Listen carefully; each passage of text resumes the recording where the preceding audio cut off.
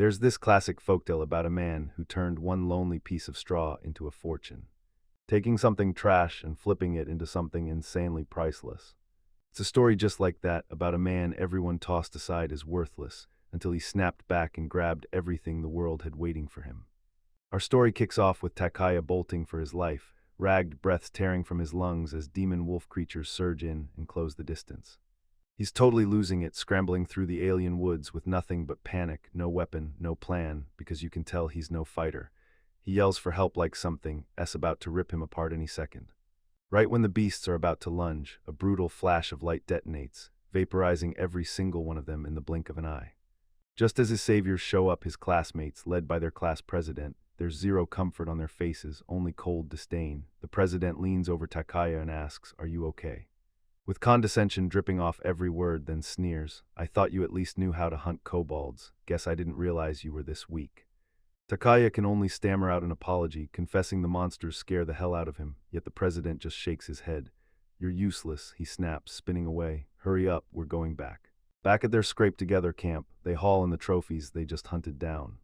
While the other students erupted in cheers for the president, celebrating that they demade it, Takaya got hit with fresh humiliation, shoved toward the massive boar carcass to process the meat. One of them sneered, "That's all you're good for, so don't slack off." Later, the president calls everyone in for his big announcement, and he reminds them it's been a whole month since their bus crashed and left them stranded in this brutal place. This is Japan anymore, and here's the kicker. They're not even on Earth. They got ripped out of their world and dropped into a whole new one, completely different. The only reason they're not totally doomed is that most of them have already awakened special abilities. Some shot up with brutal strength, while others unlocked magic that can heal or smash their enemies. In this brutal new reality, survival is the only rule, and your value is judged by how much power you've got. And right then, the president's speech slams into darkness. He jabs a finger straight at Takaya Nagami and calls him out to the crowd, like he's nothing but a useless freeloader draining their precious resources. With a smile that feels twisted, he lays out a modern, democratic vote, then dares everyone to decide if Nagami gets kicked out. The instant it hits, the whole place erupts, hands fly up, people shout for his exile, and the president just grins as the votes roll in with an overwhelming majority. You're banished. But his nightmare isn't done. He scrambles to gather his pitiful things, and right when he turns around, a few of the class bullies lunge at him. They hit him with the truth. Getting banned doesn't mean he can just ditch his chores and disappear. They yank him back to that stinking monster corpse, shove him into the brutal butcher job again, and then they sneer, laughing that he's got zero useful skills. Takaya never fights back, because all he's ever been good at is doing the nasty, nobody wants to touch jobs. Right when he's working, his knife clangs against something hard. He yanks out a shimmering, crystal-like object from the beast's core, and the president jerks his head up, shocked, whispering, "What in the name of God is that?" Takaya spots it from a past trip to a village, and suddenly it clicks. This is a magic stone. Before he can even blink, one of the bullies yanks it straight out of his hand. "Give it to me." He snaps, and then the president steps in, not to save Takaya, but to order the bully to back off. "Don't bully him too much," he says, naming Cooley, because Cooley isn't one of their classmates anymore. The president steps up to Takaya with a nauseatingly sweet grin, and like some merciful puppet master, hands over a tiny farewell gift, those dismantling knives and a measly pile of money, then snarls, "Get the hell out of here."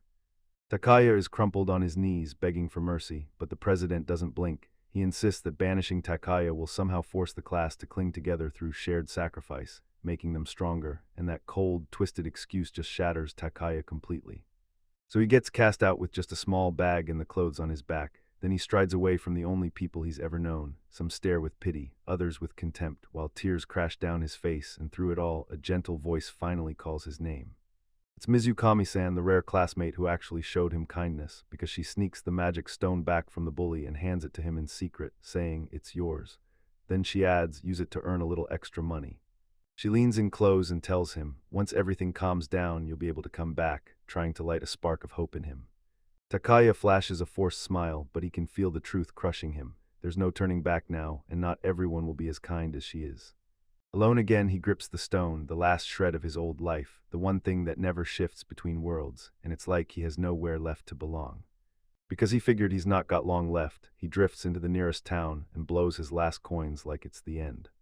This world hit him like a brick, aliens everywhere, demi-humans roaming, and languages snapping past his ears he couldn't decode, so he decided to take a drink for the first time, flashing back to his old classmates who used to taunt him as a virgin. Right away, a pack of lamia prostitutes swarms him. He's terrified to his bones, and he bolts like his life depends on it. He stumbles out to the edge of town, utterly alone, and then he finally snaps, crumpling into sobs. He grabs the bottle he bought, takes a brutal swig, then instantly spits it out, gagging in disgust.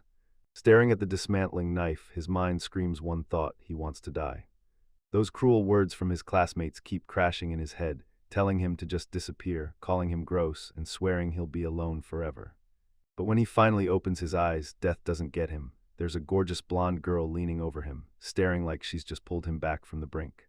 A bunch of adventurers swarm around him, laughing, not cruelly, but like they're genuinely stunned, and one of them can't help chuckling.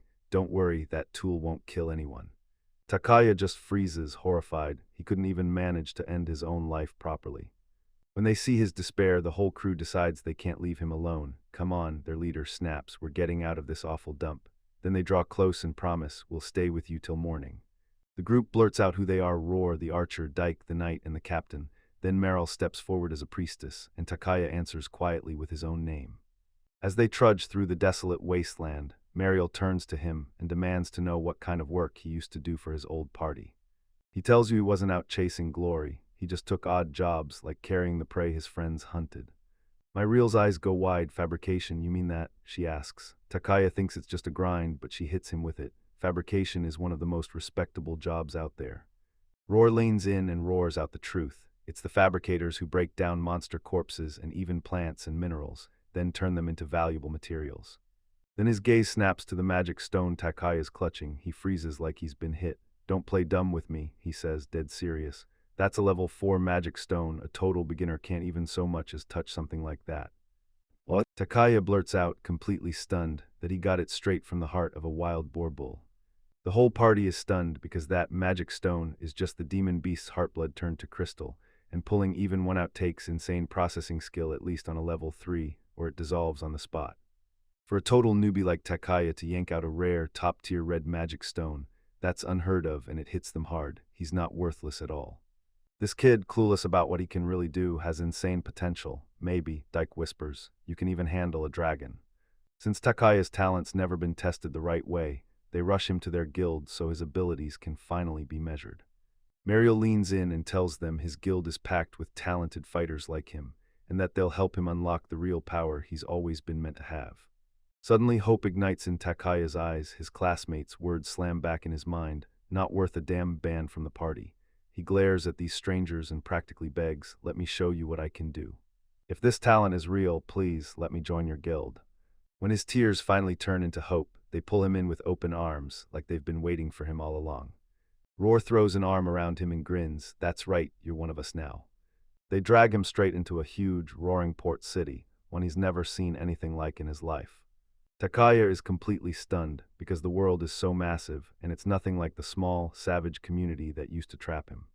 For the first time, freedom hits him like a punch. He finally realizes how much of a fool he was to let that class enslave him. They finally crash through the doors of their guild hall, the Sea Rat. The party steps into the reception area, and the receptionist whips them over to the guildmaster's office. They crashed through the door and shouted, we're back. They finally reach their boss, only to see a giant man named Rudra getting stepped on by this woman in a pig mask, and it turns the whole welcome into pure chaos and non-stop laughs. When the session wraps up, Roar hands Rudra the red magic stone right in his face.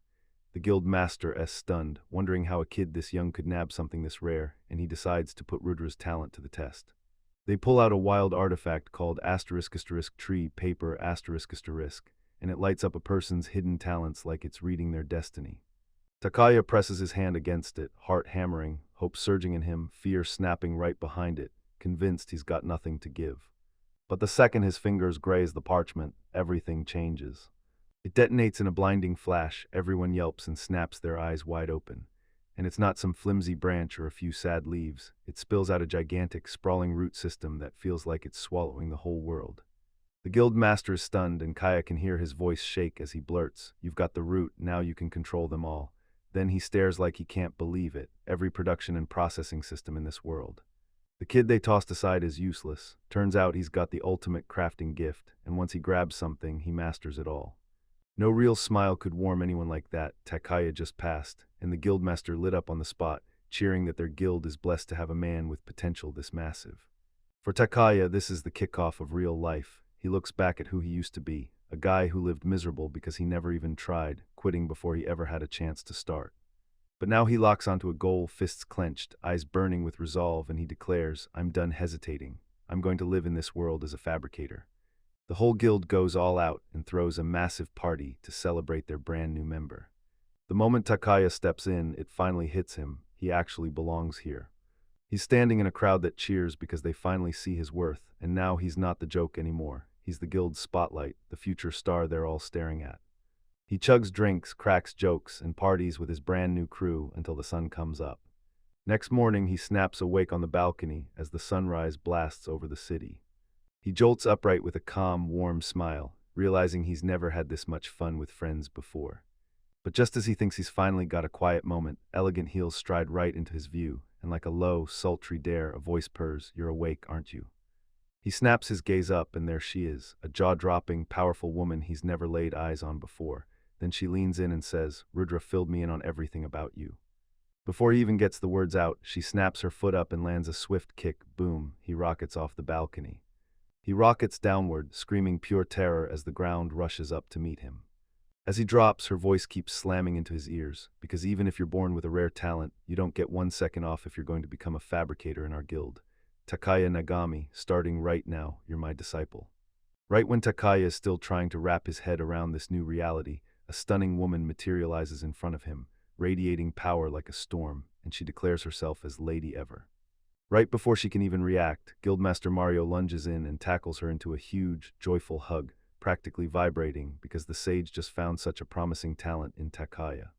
Lady Ever isn't just any wizard, she's ridiculously high level, among the most powerful people on the planet, and now she's locked in on our boy personally. The guildmaster tells him Lady Ever, Rudra's old friend, can't stand watching talent get wasted, so she's offered to personally train him. Takaya is stunned. He honestly thought this was finally the start of a peaceful new life, teaming up with his brothel friends and training on his own. But his friends clock the truth right away. This is a once-in-a-lifetime shot. They hit him with the same comparison. Lady Ever faced the exact same nightmare and had to flee her past too. Then they break down in front of him, begging him not to waste his potential like they did. Rudra's eyes brim with tears as he pleads, begging his friend not to repeat the same mistakes and to grab this chance before it slips away. Their faith hits him like a tidal wave, so Takaya steals that resolve right back into his hands and promises, "I'll get strong enough to stand on my own, and one day I'll repay every single one of you." Then with one final heartfelt "I'm off," he accepts the apprenticeship. He and Lady Ever practically vanish in a flash, sprinting off toward his brand new life. In the blink of an eye, they burst into view at a monstrous Gothic mansion, all shadows and moonlight, looming like a threat. Welcome to the Forest of the Sage. This is his brand new home and training ground. Lady Ever flashes him a grin and tells him there's no turning back now, and even though she looks intimidating, Takaya's fired up, ready to slam through any challenge she throws his way. He's not just getting a room, he's getting his own asterisk, the kind of luxury he used to only dream about, and inside, it's unreal, way grander than he ever expected. He chooses what looks like a perfect room, swings the door open, and a whole horde of zombies swarms him because the place is already taken. Panicked, he slams the door shut and rushes to the last open room. Then, right as his hand goes for the handle, Lady Ever casually drops the bomb that her other apprentice is a girl, and suddenly he knows, no funny business. But it's too late. He yanks the door open and freezes because there's a girl right in the middle of changing. His brain wipes clean, and the only thing he catches is pervert as a fist slams into his face. With his eyes unfocused and a brand new black eye burning, Takaya gets introduced, officially, to his new housemate. Meet Tabuki Baru, this stoic swordswoman from a far-off land, and she's making one thing crystal clear: if he keeps acting like this, she'll end him herself. With a chilling glare, she tells him her room is the only safe spot in the whole mansion, no curses, no hauntings, and leaves him with no choice but to take it. Lady Ever tries to calm the tension, but Tsubuki Baru shuts her down cold. He refuses to even shake his hand, and she instantly has zero trust in someone as weak as him. Takaya, still reeling from the defeat, blurts out where he's even supposed to sleep if every room is taken. Then Lady Ever smiles sweetly and says her own room has all the space he could need, only for his welcome to turn into instant punishment. Cleaning the entire mansion begins right away. And with that, his brutal training explodes into motion. But it hits nothing like he imagined, just a never-ending loop of cleaning, shopping, laundry, and cooking, over and over again. Days blur into weeks of non-stop chores, and all he does is clean, cook, and keep the house running. A whole month drags by and Takaya's worry starts gnawing at him, because he hasn't gotten a lick of real training, just non-stop practice fighting off one temptation after another. Right when his hope starts to crumble, Lady Ever finally calls him in, along with Tabuki Baru, and declares, "You're ready for the next level."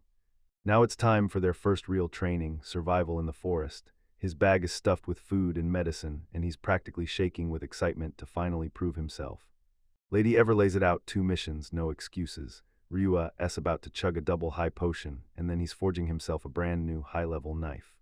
Takaya panics. He knows nothing about blacksmithing, so Tuba Kibaru steps in because she comes from a famous line of blacksmiths, and her job is to teach him the craft. She's not buying any of it. She threatens to kill him on the spot if he dares to slow her down. They burst out into the desolate, twisted wasteland circling the mansion. And not even 5 minutes into it, Takaya gets nearly swallowed alive by a nightmare plant monster. He's pinned, screaming, and utterly helpless, until Tuba Kibaru steps in and effortlessly chops the thing clean in half, saving him. Then she stares him down with pure disdain, like, "What kind of useless man am I stuck with?" She asks him if he's got any special talents at all, and he admits that for the last month, all he's done is cram his brain on herbs and obsess over crafting. He blurts out the antidote's key ingredient, lentil moss, which can also wipe out paralysis and summon sleep poison, and right as the sun starts to dip, Tuba Kibaru decides it's time to strike camp. That night, a messenger bird swoops in and drops a letter for Tsubaki Baru, right when she's busy. While she's distracted, Takaya cracks into the rations they brought and whips up a meal that's shockingly good. Tsubaki tries to refuse at first, but the smell rolls in and conquers her. She takes one bite and freezes, stunned by just how amazing it tastes. Takaya is over the moon to finally be useful, but his way too loud excitement gets him cut down instantly with a sharp "be quiet" from the stoic swordswoman. Suddenly, the stew pot erupts, flames blasting into the air like a furious fireball. Out of the darkness, 2 glowing eyes lock onto them. A giant, many-eyed monster smashes into their campsite, and Tuba Kibaru immediately shoves Takaya away, screaming for him to sprint to the mansion. She rips her sword free and slams into the monster in a savage, no-holds-barred clash. That beast tore in with one brutal swipe, and it sent her flying back like a cannonball. The moment she drops in, Takaya locks eyes with the nightmare. Horns are growing out of her head right in front of him. Tsubaki Baru isn't fully human. She's not just human, she's something beyond the world's rules, and when she lets that power loose, the beast is going to feel every bit of it. The monster pins her to the ground, and she wails at Takaya, screaming that he didn't run away. Just when it's about to land the final blow, a colossal white wolf rockets in out of nowhere and smashes into it, saving Tsubaki Baru. The wolf gets badly hurt in the struggle, crumples to the ground, and Snap turns into a feverish young girl. Takaya clocks the symptoms on the spot from all his studies, this rare Glenbenny poison, and he's already sure there's an antidote somewhere waiting to be found. But Tsubakibaru grabs him and fires back that it's just the law of nature, survive or get weeded out, because she got tossed aside for being weak once, and she refuses to believe they should interfere now. Her words slammed into Takaya like a punch, and suddenly he was reliving every person who gave him a second chance: Rudra, Dike, Sirat's crew, and now Lady Ever, even Tsubakibaru herself. He couldn't just sit there. He shot up and screamed that he wanted to hand this girl the same chance he got, then told Tsubakibaru to do whatever she planned, because he was stepping in to help no matter what. He spots the girl alone at the fire, trembling so hard it's almost heartbreaking. He knows exactly what it feels like to be stranded on your own, and now, fresh fire in his chest, he pushes Tsubakibaru and says they've got to track down the ingredients for that medicine. He steps up and introduces himself to the wolf girl, Akin, and when Tsubakibaru sees his iron resolve, she reluctantly gives in and agrees to help. With everything he knows, Takaya snatches up lentil moss and the rest of the herbs fast, whips up a double high potion packed with detox power, and the first challenge gets cleared way sooner than he ever expected. But Akin's down and out cold, she can't even swallow the medicine. Tsubakibaru locks onto one thing the second she spots a huge wolf, but Takaya goes straight for a far bolder answer. He plows past by Kibaru's protests, calls it medical, and presses the potion right to his mouth to mouth. The next morning he jerks awake to find Akin snuggled against him, purring "Master," and Tsubakibaru can only stare in full-on, total confusion. Akin tells him, "You saved me, and now I don't feel alone anymore." She insists she's not free in the way they mean, she wants to stay right there with him. Takaya, cheeks burning but heart kind, steps up to take care of her and names her Meek, a name he coins on the spot with all his creative fire. Now that Meek S in the crew, they launch straight out to hunt down iron ore, because he's got a knife that needs forging. Suddenly Meek sniffs the air and locks onto a scent, Akin. Meek insists it's not cheating, it's her way of paying her back, then she bolts forward and drags them straight to the source. She drags them into a cave, and then they stumble on a jaw-dropping marvel, a gigantic glowing sky stone blazing in the dark. And all around it, a whole sea of top-tier iron ore stretches out, so thanks to Mick, that grindy scavenger hunt turned into a jackpot of treasure, and Takaya is absolutely thrilled because now he can forge his way in blacksmithing at full power. After piling everything they needed, they go to work fast. Tasoba Kabaru finally gets it. Their master didn't pick this weak man by accident. He crushed a trial with power she couldn't even touch. She finally realizes his real power isn't magic at all, it's pure kindness. With her sharp guidance and Meik's help, Takaya finally forges a top-tier, brilliant knife, both missions smashed and done. He grabs Akin's thanks and shyly basically throws it back at him like, "You're the one who's actually impressive." They roll back to the mansion like winners, and Lady Ever's right there, watching their every move the whole time. She claps them on the back for a job well done, then boom, she hits them with the real news. Takaya, fresh out of his first official job, has been nominated to join the Gold Guild. After a brutal, non-stop journey, Takaya and his crew finally stomp back into Bay Road City, right as the loud streets hit them. As they push through the chaos, Takaya's gut tingles with familiarity, like the place is tugging him toward the hometown he remembered from his past life. But just as he starts to relax, Mick slams the brakes, pointing out he's absolutely not dressed for a formal guildmaster meeting. Then she cuts right through the moment, tells him he reeks and needs new clothes, and he's left blushing hard in front of everyone. A few moments later, Takaya bursts out wearing brand new adventurer's gear, looking tougher and way more confident, and the girls practically light up at the sight of his glow-up, leaving him with a proud little grin he can't hide. Akin hooks a finger toward the blade at her hip, and Shiro's reminded this is the exact sheath sword he forged for her. Then she fires back a warning to never drop his craft, and Shiro swallows those words like their vows. As they head straight for the Sea Rat Guild, everyone's looking fantastic, fresh faces, fueled and ready for whatever hits them next. At the door, Mario-san beams and greets them back, but before they can even settle in, her first question cuts straight to it, "Where S. Dyke?" and the guildmaster instantly goes nervous. Ignoring the awkward silence, Mario grins and teases Takaya, "So what's this? You brought two brand new lovers with you."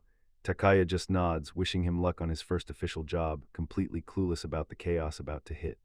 Inside, Takaya finally lays eyes on his clients, and the second Mickey clocks them, her instincts go haywire, warning her these people are trouble. And she's dead on. Those two figures are wrapped head to toe in cloaks, their faces swallowed by shadow, leaving only a pair of glowing, inhuman eyes staring through the dark. Mariel lays it all out. This isn't some regular client visit. These cloaked monsters are top-tier demons from the demon realm, members of the Enchantress, and since humans and demons are still basically at war, every word in this meeting could turn into disaster. Then one of the cloaked figures steps forward and asks straight up, "Is Takaya the one you nominated?" She yanks her hood back and bam, there's a young Beeman girl with huge, striking horns staring right at him, saying, "So you're the level 9 creator, huh?" as her eyes sharpen and measure him. She declares she's Mumaru and her taller cloaked partner is her caretaker, Letty, but she wastes 0 seconds. She bows hard to him and begs him, straight up, to forge a brand new magic spear. Tears pour down her face as desperation shakes every word. She straight up confesses that if he can't forge her a new weapon, they'll kill her. A flashback spills the truth. Mumaru isn't just royalty, she's a princess with a family duty, guarding the legendary Trident of Dark, and in 1 month she's expected to step into a royal ceremony and present it. But then another noble woman stepped in and mocked her, sneering that if she left the spear lying around, anything could happen to it. In a full-on panic, Mumaru bolted to check it, and her worst nightmares hit the second she saw it. The tip of the legendary trident had been snapped off clean. Right now, Letty snaps, "Our best fabricator quit, gone, so the demon realm can't fix that artifact at all. Their only shot, hunt down a human who can match that skill." So how'd they track down Takaya? Of all people, it was the town drunk, Dyke, blinging that he'd got a level 9 fabricator connect at the Sea Rat Guild. Mikay erupts in fury when she realizes this life-or-death job is being run on a drunk's rambling, warns Takaya just how dangerous it is, and then, no matter what, hands the final call to him. Mumaru sweet-talks the whole deal, promising anything he wants, cash, rare metals, or even herself to seal the payment. Letty doubled down on their plea, saying that the spear is the heart of the princess's future, and she'd give up anything to secure it. When Kaya saw their desperation, it hit her hard. This wasn't just a job, it was life or death. He agrees. Mumaru lights up, praising him like a god of creation, but Takaya snaps the moment in half. He's got to get something off his chest. He's not a level 9 fabricator yet. Mumaru's smile collapses, and despair hits her like a punch. I'm not some genius, Takaya coolly says it plain. I'm just fighting with the cards I've been handed. He spills his plan. He's not building a spear from zero. He's ripping the broken one back together, welding it shut with that wild skystone Meek uncovered earlier. Letty can't shake her doubt. She keeps grilling the idea that a quick fix will hold strong enough. But Takaya's confidence is rock solid. He smirks and says that with what he knows, he could craft spaceships that haul humans straight into orbit, and yeah, fixing a spear is basically nothing. He demands a forge, and the guildmaster beams as he escorts him straight down into the basement. Takaya freezes in shock. Right in front of him stands a brand new, top-of-the-line workshop built from the ground up just for him. The guildmaster fires up the truth. Everyone chipped in. Meek sold off her dresses, Mario hit up some loans, and even bought a priceless family heirloom, and that's when he tells him, "This is your home now." Overwhelmed to his core, Takaya suddenly feels something he's never felt before, a strange, new sense. Takaya clenches his resolve and starts the careful, tense process from scratch. He snatches the broken spear, gripping it like it's the last weapon that matters. He steadied the beer and stared at the fracture. Nothing about it looked natural. This wasn't wear and tear. Somebody slammed this blade so hard it shattered on purpose. And that means everything. The repair has to be tougher than the original. Then he drops another wild instruction: mix molten skystone with regular lentil moss. Mick immediately snaps back, saying it'll ruin that rare material, but Akin trusts him with zero doubt. Then he chucked the moss straight into the crucible, and the whole thing shifted from calm to chaos. Takaya breaks it all down, showing that even something pointless like moss can become incredible when you look at it the right way, just like him. Then he kicks on his skill, picturing the molecular bonds, and fuses the materials together like they were always meant to be one. With a burst of blinding light, the spear snaps back to perfect form, radiating raw power like a weapon awakened. "It's over," he says, and he orders Mumiru to pour her magic into it. The second she swings her spear, a blast of energy detonates, so wild it rips open the air and summons a giant spirit fox outside the guild. The spear hits just right. Mumiru fires off a flood of magic, tears of joy streaming down her face as she thanks Takaya for ripping her back from death. The repair's not flawless, but it's perfect for tricking her mom, so Mamoru lights up and rushes in, asking about the reward with pure excitement. Takaya is horrified, but Meek lines in and whispers, "This is just business. Push hard, grab every advantage you can." Mumaru surprises everyone by agreeing. Scared out of her mind, but standing her ground, she signs on to protect her family's name. Suddenly, Takaya feels a weird pressure crushing down on his mind. Meek's voice keeps pounding through his mind, daring him to reach for power, wealth, status, and revenge, all sitting right within his grasp. She leans in and asks him, "So what kind of fabricator are you going to become?" After a gut punch of intense soul-searching, Takaya finally cracks the truth. He doesn't crave power for himself. He wants to rush in and save everyone who's still hurting, the ones who have been robbed of happiness. Remembering how crushingly alone he'd been in his old life. With every ounce of his soul, he vows to tear down the ruthless survival of the fittest system. Then Mike erupts into laughter, because the whole thing was nothing but a test, a prank, just to see how he'd react. Relief floods her as she waves the demons off, ordering them to return later with the money. Mamoru leans in and gives Takaya a heartfelt thank you, and the second it's out, Takaya crumples, utterly wiped out, mentally and emotionally. Letty blurted out that she'd stay behind and become Takaya's maid, right there, as payment for everything. Meek's jaw drops. She never thought that cocky demon would actually say yes. Letty just tells him straight up. She spots talent like it's glowing, and she knows Takaya is the real deal. To drive her point home, she leans in and plants a long, fiery kiss on him. Then the whole guild erupts in chaos. Just then Muriel bursts in, buzzing with excitement, ready to finally dive into an adventure with him. Only to be hit with a full-blown chaos storm, her cheerful smile instantly drops like a punch to the chest. And so, Takaya's official debut as a fabricator didn't end with fireworks. It ended with him scrambling to untangle a huge misunderstanding while a painfully furious Muriel snapped at him. Meanwhile, across town in a crowded tavern, a pair of adventurers can't stop buzzing about the Sea Rat Guild's wild new potions, straight up stunned, and wondering who the genius fabricator behind it really is. Close by, a cloaked figure leans in and listens like every word matters, until the hood falls and you realize it's Harukawa Mei, the class president from Takaya's old world, and then it hits. A shadow from his past has slipped right back into his life. Back at the Sea Rat Guild Hall, the place practically crackles with energy. Our guild master can't even hold back his excitement, yelling that Takaya's potions are disappearing so fast they can't restock fast enough. Because our boys busted their tails, that struggling guild is finally thriving again, but not everyone's laughing. Letty and Meryl stand to the side and you can see worry in their eyes. Then Letty nudges Meryl, "Don't let Takaya overdo it." And yeah, she's half joking when she threatens to castrate him if her apprentice comes back with so much as a single scratch. The guildmaster lets out a heavy sigh, admitting Takaya is so swallowed by his work, he may as well have forgotten food and sleep entirely. Then we catch flashes of him nonstop grinding, mixing, and crafting, like a man possessed by a brand new purpose. This isn't just a job for him, it's the first time he's felt like he truly matters, and right then the rest of the party crashes in, yelling about the chaos. The guildmaster's eyes light up with a plan to yank Takaya out of his workshop. He points at Merle and the others and declares he's got a brand new quest for them. Mario spots Takaya in his workshop, shelves stacked high with finished potions all around her. He looks up, frazzled but grinning, and with a final burst of focus, he seals the finishing touches on his newest masterpiece.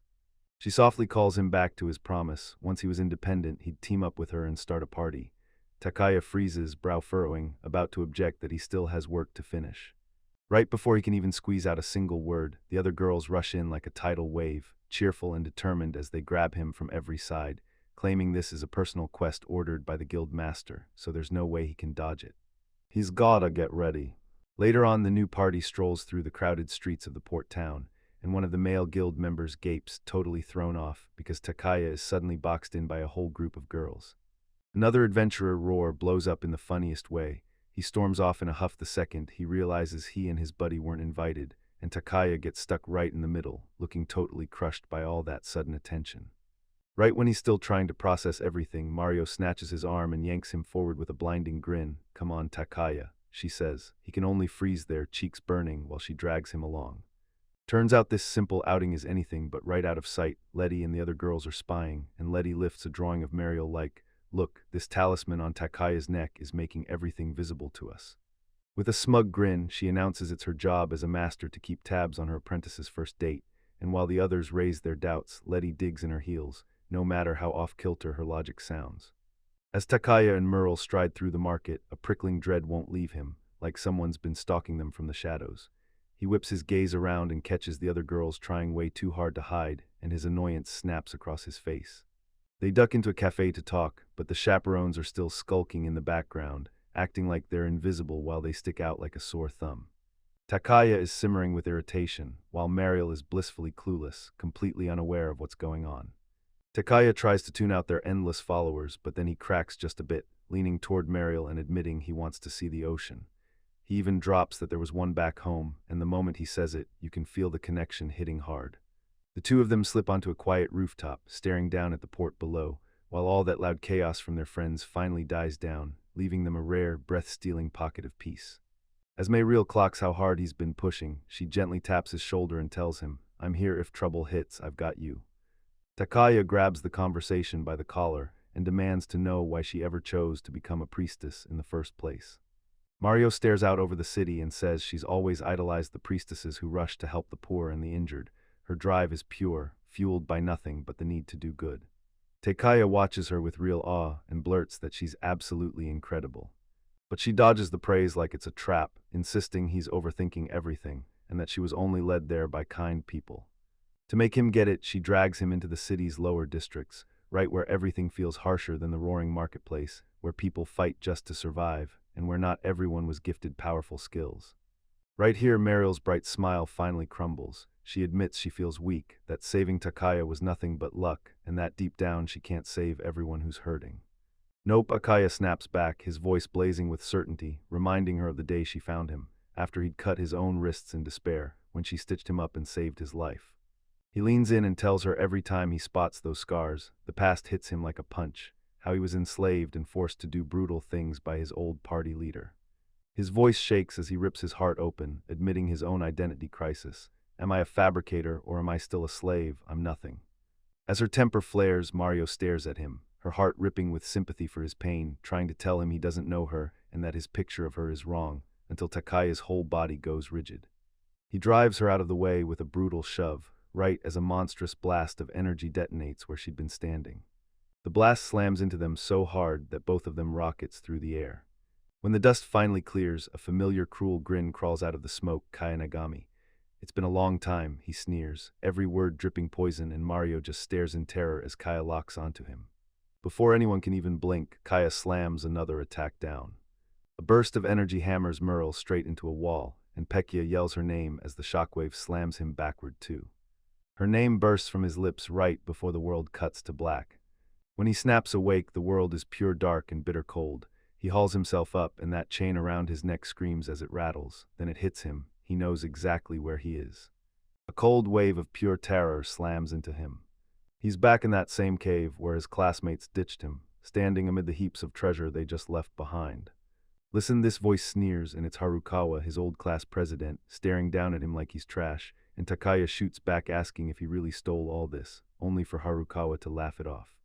He rants through the pain, furious that he was promised a surefire life on Earth, rich, educated, set for success, and that this world snatched it all away. He grabs Takaya by the hair and growls that he'll rip back the success they promised him. Harukawa finally cracks. He admits he's heard the rumors about Takaya's insane new talents, and he drops the whole banish him order. Instead, he demands Takaya come back to class and throw his power into the fight. Takaya grips the talisman at his throat and pretends he's in control. He tells them his master is watching every move and that help is on the way. But Harukawa just scoffs, leans in close, and says, "Open your eyes, this world won't give you family. The only family you've got is your classmates." Out of the shadows, more figures spill into view, another classmate plus a pack of rough bandits. Their leader grins and lays it out. They're going to use Takaya to double-cross the sea rats and steal everything they've got. Harukawa leans in and says he's heard whispers about other rare skill users in the guild, and he's already decided to turn every last one of them into his slave, starting with that glow-up boy. He leans in close, twisting the knife again, and Takaya can't forget what he was back in school. Nobody wanted him, not popular, not athletic, not even from a good family. As Harukawa talks, Takaya's fear melts away, swapped for a hard, icy resolve. Then memories hit him, the sea rats, the first place he ever felt like he belonged, and he vows he won't stumble again. He stares Harukawa straight in the eye and snaps, "If I'm just a pebble, then what am I? So tell me, what is a sea rat?" Then he fires back, "They're the ones who saw my talent in you. The one who treats people like trash will never get it." Rage sparks in Harukawa as he snatches up a chain from nearby. "So you really want to test me?" He sneers, then he whips it in a split second, and a brutal crash echoes through the cave as Takaya's arm gets cleanly severed at the wrist. He lifts the talisman and a sadistic grin cracks across his face, "So you can see through it, right, your friends?" as Takaya howls, writhing in pure agony. Takaya crumples onto the ground, gripping the bloody stump of his arm. Harukawa towers over him, wearing a face that screams pure evil. "President Harukawa, you've fallen so far," Takaya manages to choke out, pain ripping every word from his throat. Bandits swarm around him like vultures, and their leader snarls that he has to spill the Sirat's biggest weaknesses. Arakawa throws out a vile bargain, give him what he asks, and he'll take care of Takaya like he's just another pet. Takaya lies broken on the ground, bleeding out and completely alone. Even in total despair, his mind snaps to one name, Mario. He remembers her finding him sprawled on the side of the road with nothing left and how she still helped. That memory hits him like lightning. Suddenly his eyes burn with fire. "I'll never hand over sea rats to bandits like you," he roars. "Now it's my turn to pay you back." The bandit leader snaps. Negotiations are done. "Goodbye, Nagami," he roars, swinging his massive axe for the final blow. But right when the blade starts to drop, a blur of lightning-fast movement crashes in and blocks it. A towering spectral wolf looms over Takaya, while Mario, bruised and battered, stands her ground right beside it, defiant as ever. A terrifying glow burns in her eyes as she stares down the bandits at Harukawa and hisses, "You came." What? Mike marched up front with a giant ghostly wolf looming at her side, her eyes burning with pure fury. Then she jabbed a finger at the frozen students and roared, "I finally found you, you're the one who kidnapped Takaya." Class President Harukawa bares his teeth the moment he sees them. His real opponents just showed up. He tries to whip his terrified lackeys into order, screaming at them to stay calm, because they're just trying to scare us with abnormal stuff, he snarls, then waves it off like that massive beast is nothing but a dumb, big dog. But Meek isn't here to bargain. She whips her head toward her powerhouse partner and barks, "Meek-chan, handle these guys. I'm going to save Takaya." Even with fear gnawing at them, Harukawa's followers huddle together, pumping themselves up, clinging to the belief that they can win just by sheer numbers. But the leaders don't waste time. Arukawa and his second huddle up and whisper in a panic, because they know they can't gamble on close combat with the wolf, and if they unleash Yandere magic, they'll scorch their own classmates alive. They're trapped, no way out. Meanwhile, on the other side of the chaos, Meryl barrels up to the brute guarding Takaya, and the thug's jaw drops. Then he sneers that she should run, because he sure won't pull his punches just because she's a woman. But Muriel stares at him with a frozen calm, nothing like the timid priestess he remembers, and if you cross her, she snaps, her words dripping with ice, "Do that, and I might end up killing you."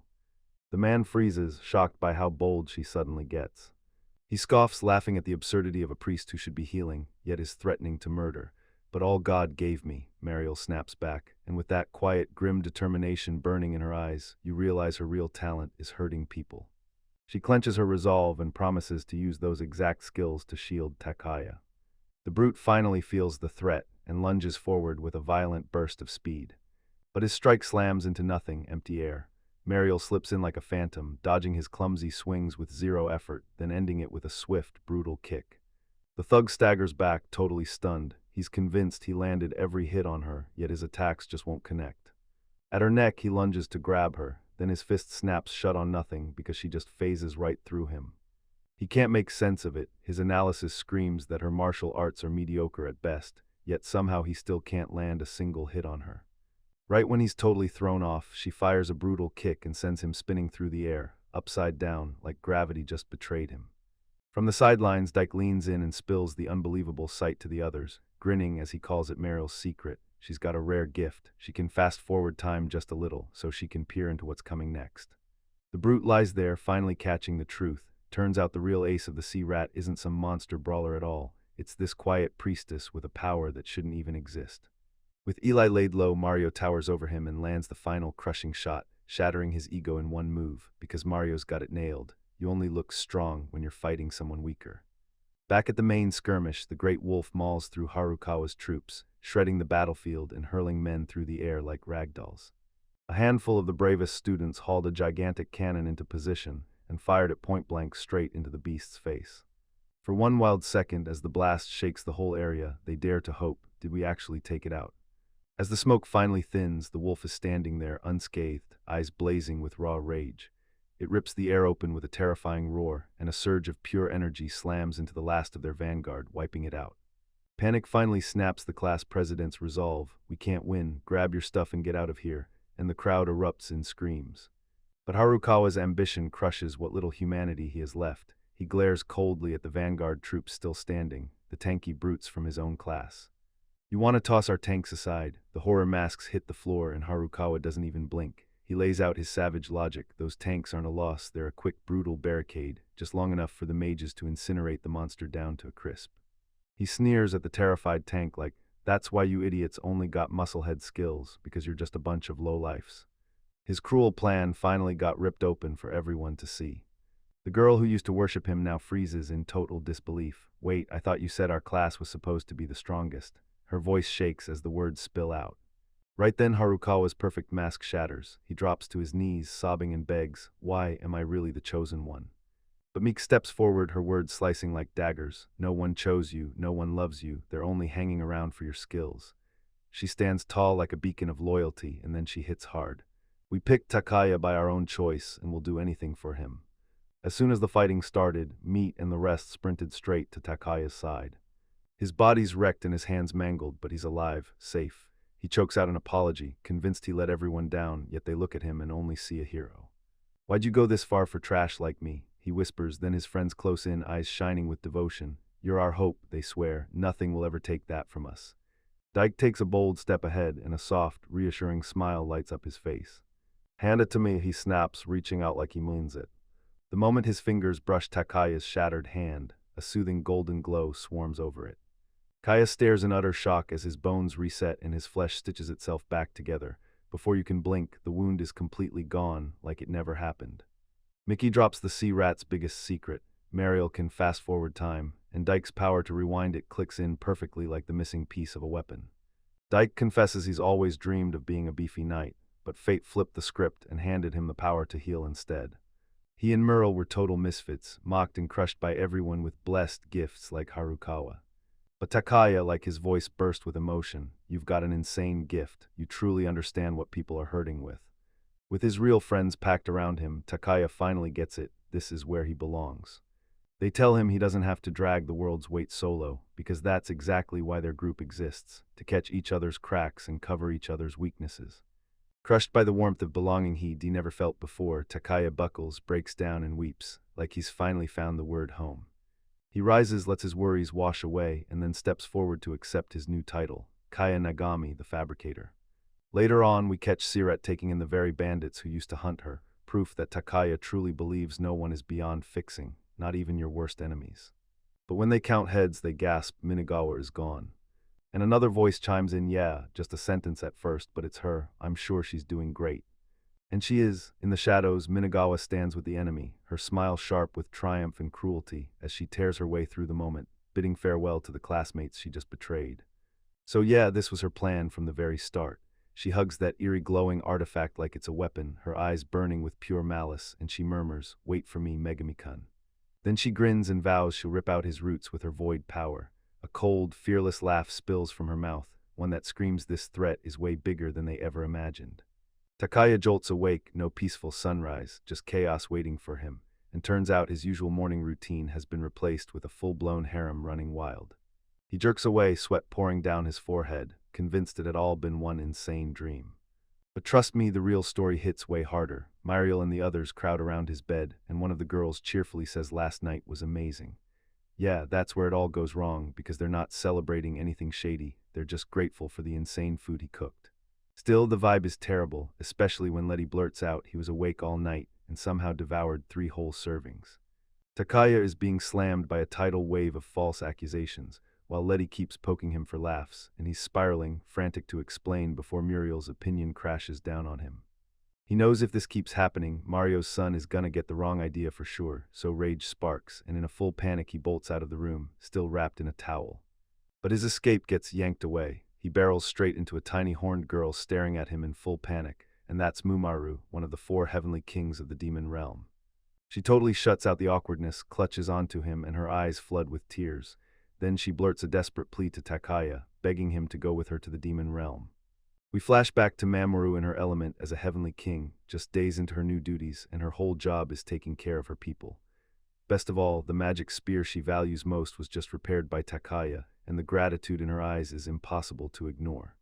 Honestly, she's so thankful it's starting to eat at her, like she can't rest until she's thanked him the right way.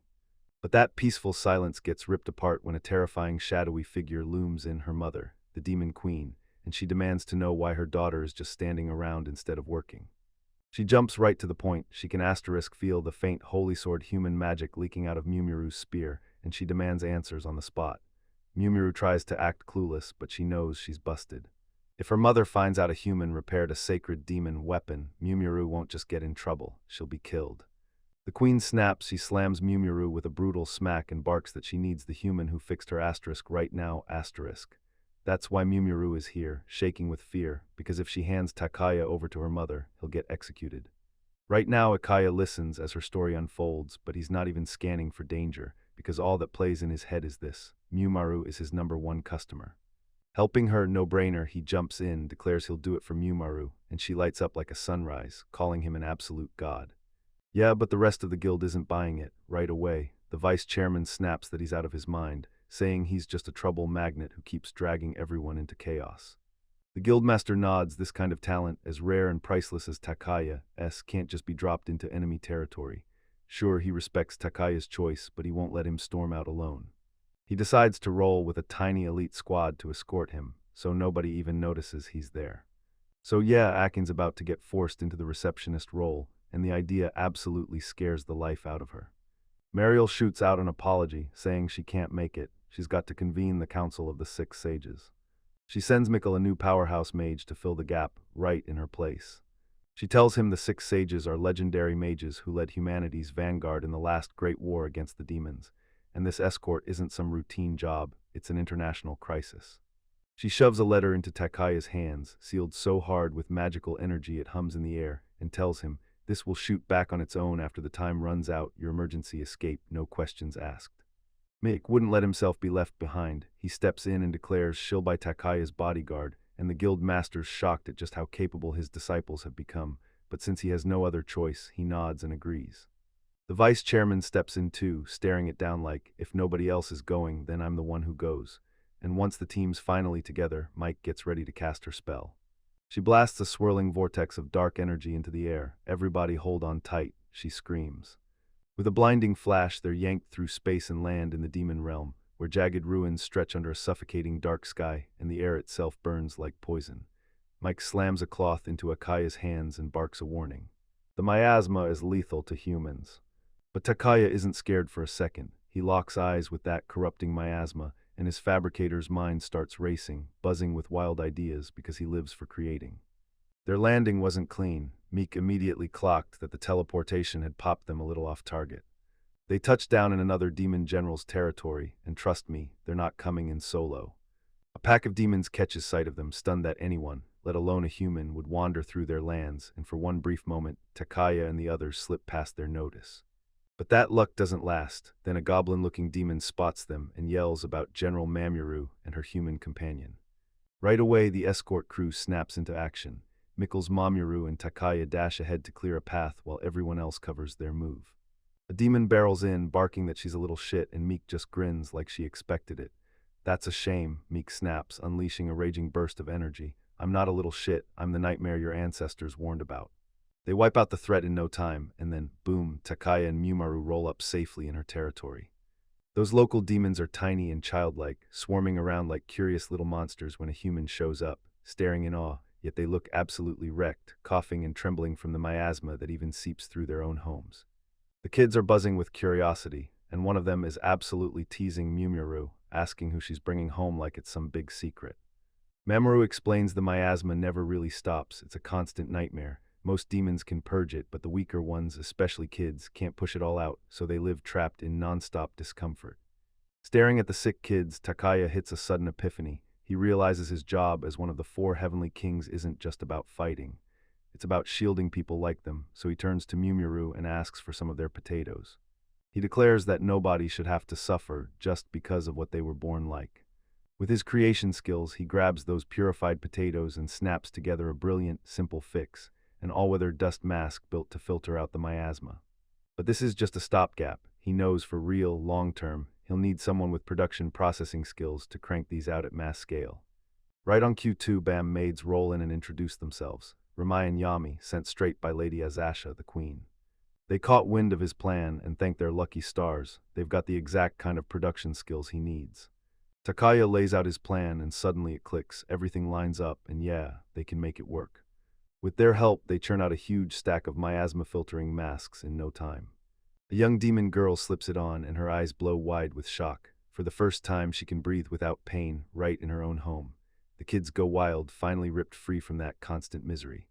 One of the little girls can't hold back. She plants a sweet kiss on Takaya's cheek, and boom, another girl snaps into jealousy, instantly turning competitive. Once the kids were safe and handled, the crew finally surged toward the queen's castle. A huge, terrifying fortress that hovered in the sky like a nightmare. As they close in, Mumaru's nerves explode. She blurts to her maids, asking if her mother is in a good mood, but the maids just stare back with deadpan honesty. Not really, and that answer does nothing to ease a single bit of her panic. Takaya steps in to give her a pep talk. No matter how terrifying your mother feels, he insists she can feel your sincerity, so trust yourself and believe. His cheering speech gets ripped away by a burst of motion from the castle gate. Then the demon queen herself rockets out of the entrance. And then drives a brutal flying kick straight into her own daughter's face, smashing her to the ground as the queen crashes down and screams, "You're late." Takaya freezes, stunned into total silence. Yeah, guess that sincerity was a lie. The reunion doesn't get to breathe. Some powerful presence yanks Takaya from behind and clamps him in hostage grip. Then, like he just got his oxygen back, Mumaru bursts through a nearby window, spear leveled and eyes blazing, straight-up warrior empress energy. The woman holding him snaps her name into the air with icy authority. She's Azasha, the former general of the succubi, and the truth hits harder. She's Mumaru's mother. A razor blade bites into her daughter's neck as Azasha glares with ice-cold fury, while Takaya, trapped and panicking, can barely contain the rush of relief knowing Mumaru is alive and standing. Standing in the grand throne room, Azasha snaps into a fierce lecture, demanding answers as she asks why the most beautiful and powerful of her kind would ever give up the heavenly king title to her own daughter. She insists it was all for their people's sake, and then she admits the truth.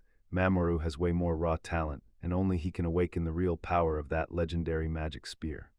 But that respect curdles fast as Sasha stomps her foot, the stone floor cracks from sheer fury, and she hammers Mumaru for betraying her and breaking their tribe's sacred weapon, especially for bowing to some mere human. Takaya tries to cool things down, telling her she's crossing the line, but Azasha just snorts and insists he can't possibly understand the tricks of the succubi. She snaps her fury back at Mumuru, firing off a demand. Does she even grasp how bad her sins are? She disobeyed her mother, and now she's defiled a priceless artifact. Mumaru finally snaps. She storms out, declares she's done living by her mom's script, and with a fierce glare she jabs her shattered spear at Azasha. Hey, you lousy hag, get your hands off Master Takaya. Sasha's face drops into pure heartbreak, then Mumiru glares and warns, touch Takaya-sama with your hands and you're done. You're no longer my mother. Azasha snaps that without her guidance, the succubi are finished. Then the tension slams to a breaking point, and just as Mumaru is about to charge in and end this family feud for good, Takaya's voice slices through the air. Flies away. Every head whips toward him as he drops an impossible promise. I'll forge a brand new magic spear. And that's exactly why he stormed into this place. Azasha erupts into laughter. Pure disbelief hits her like a wave. How on earth is he serious? That spear is a priceless family relic, guarded for thousands of years, and this human kid actually thinks he can just whip up a new one. She snaps at him, calling him a kid, but before the insult can land, he steps forward and fires back, calmly claiming this person has production and processing skills so powerful they're a level 9. The laughter chokes off in Azasha's throat, because she knows Letty, the maid she raised, can't lie. Then her whole attitude snaps, and she studies Takaya like he's about to become a deadly mystery. She lays down her demands. If he can forge a brand new magic spear, she'll wipe Mumaru's sins clean, but if he fails, she'll put him down herself. The world feels like it's crushing Takaya's shoulders as he stares her straight in the eyes and swallows the fear, accepting the challenge. As they stride out of the throne room, Takaya finally exhales the breath he didn't know he was clutching, then admits just how terrified he'd been. Letty grins and tells him that bluff was perfect because he's gotten way stronger and can now face Lady Azasha head-on. The girls crowd around him and Feria confesses she had to lie just to make it sound believable, while Letty can't stop smiling because the guild is finally paying its taxes the right way. Meanwhile, Takaya is locked onto Mumaru, who still looks scared and worried. He tells her we'll make it through this together, and begs for her usual smile back. Mumaru steps in and offers lushing her castle as a base of operations. She hoists the broken spirit from the sky, screams, "Come forth, my castle," and the ground immediately starts to quake. A monstrous castle made of bone and shadow bursts out of the ground, towering over everything, while a roaring horde of skeletons and undead servants lift their voices, screaming for their master to rise again. Inside, the reception explodes with excitement. Her subjects chant that she's the idol of the demon realm, while one way too enthusiastic skeleton, Michael, waves a banner screaming their welcome to her future husband. Right as he's about to finish the word, Mumaru snaps a perfectly timed high kick and blasts his skull flying. Even with embarrassment burning her cheeks, her servants can't help it. They're staring at how real her joy looks now that Takaya's finally here with her. The maids pile on the teasing, chanting for her to drag her future husband straight to his room, until a totally flustered Mumiru snaps, shoves Takaya away, and demands he get some rest. Soon as the team gets down to business, Letty lays it out. Takaya's potential is massive, but his alchemy still isn't there. He can't forge that spear just yet. She says the first move is to grab a core material, dark matter, crystallized raw magic pulled straight from the demon realm. Takaya nods, buzzing with readiness, and promises they'll start first thing in the morning. As the night winds down, Letty and Feria can't help roasting Mumiru about where everyone's sleeping, sending the whole crew into a playful scuffle as they all finally head off to bed. Dead of night, Takaya snaps awake, and there's Mumaru perched by his bed, staring him down like she's been waiting for this. Outside the window, her castle drifts in silence through a strange, star-splattered emptiness. He jolts back a little, and when she asks what's wrong, he blurts out some quick excuse about needing the bathroom. Then she offers to walk him there, but he politely, firmly, and without budging refuses. He insists he can handle it alone, then practically bolts out of the room, desperate for a minute of peace by himself. Almost instantly he's lost, trapped inside the castle's twisted corridors, where the halls shift like a living maze and no path ever shows up. He mutters that it's pathetic to get lost on the way back from the bathroom. Then bam, he crashes into a towering skeletal guard. He jolts into a terrified scream, convinced a monster is stalking him. Then his eyes lock on it, and he realizes it's just one of Mumaru's guards patrolling the area. The guard brags that the castle was built like a security maze, cool, right? Until Takaya steps up and demands directions, and the guard has to confess something painfully embarrassing. He's totally, completely lost too. Takaya pauses for a beat. Part of him thinks the old me would have panicked, but instead he grips the moment like it's a spark, buzzing with excitement and curiosity for what's coming next, like he's finally leveling up and getting a little cooler. And right as that thought hits him, he totally trips over his own feet and slams his face into the hard stone floor. Yeah, being cool lasted about 2 seconds. He hauls himself back up, grateful nobody saw his humiliating slip, when a calm voice drifts out of the shadows. You're right, it'd be awful if the girl you like saw you. Takaya lets out a jittery laugh, totally betraying his nerves, because yeah, he's been caught. He snaps his head toward the voice and freezes. Right there, a weird gelatinous slime with a glowing crystal sunk into its chest. Who are you? He blurts, heart slamming in his ribs. The creature answers in a dull monotone, me. I'm just a normal, unimportant slime. As Takaya scrambles to find his footing, a voice slices right through the chaos. He whips around and freezes at a featureless humanoid slime staring back, his brain totally short-circuiting. The slime cracks a smile and introduces itself as Mumaru-san, the very one who sent him that invitation in the first place. Before Takaya can even catch his breath, a fresh voice snaps, demanding to know what they're doing here. That slime Mumaru acts like this newcomer's calling him a brat is hilarious, then snaps around and grabs Takaya's attention, inviting him along like, come on, this crumbling ethereal castle is basically my personal garden. They get ushered into this huge library, bookshelves stretching forever beneath a crescent moon. Takaya's totally out of his league, but the slime doesn't flinch at all, calmly saying it just wants some feedback. Because no one from the human world has ever set foot here as a guest before. Mumaru wants to hear back on a story idea, so he shoves a manuscript into Takaya's hands and demands, tell me, would something like this actually sell in the human world? It hits you with a brutal kind of heartbreak. A lonely demon king born with insane talent lets pride take over and rules the world in fear, until one by one his minions get wiped out, and in the last showdown with the heroes he finally dies completely alone. In his last breath, regret crushed him, and then he blinked awake as a newborn human in a brand new world. Mumaru fires off his question, but Takai is still stuck trying to process everything that just happened. Mumaru's cheerful vibe gets ripped apart the second she spots the time. Dawn's creeping in, and it's time to send Takaya on his way. As Takaya thanks Mumaru for that insanely bizarre meeting, the whole study starts to violently lurch and shake. No, it's not an earthquake, it's something far worse. Mamoru snaps at him not to go back to his room, someone's hunting him. If you make it out alive, he says, I'll tell you who I am. With one last cryptic, I'll see you around, Takaya Nagami watches the slime vanish, and the next second, the space around him crumbles as he plummets through it. He slams back into reality and lands on the top floor landing right in front of the real Mamoru and Letty, and when he finally tries to speak up, the whole tower erupts, blasted by a brutal chain of massive explosions. Outside, winged demons tear through the sky, blasting the tower to ruins. Mamoru screams in horror, knowing her guards are already too late. Through a haze of smoke and shattered rubble, a terrifying presence drops down, Reigu. He slams his name like a declaration, the Zanma demon general and one of the 4 heavenly kings. Reigu barrels straight into Mumaru, sneering at her and barking that she's a red-headed monkey. Then he snaps that she started the Misfits movement and demands to know why she's tearing through his castle. Meanwhile, Letty leans in and quietly confesses to the vice president that she was meant to wipe Takaya's mind with a memory-erasing potion, but she had no clue if he was still alive, so she blurts out a heartfelt apology to Mumaru for throwing everything into chaos. But Mumaru just sighs it off like none of this even matters, and tells us this showdown was always gonna happen, sooner or later. Right in the middle of the tension, Rig cuts straight to the point. This has nothing to do with territory, he's here for Mumaru and only Mumaru. He slams the words down, she's going to be his bride, the general of the succubi.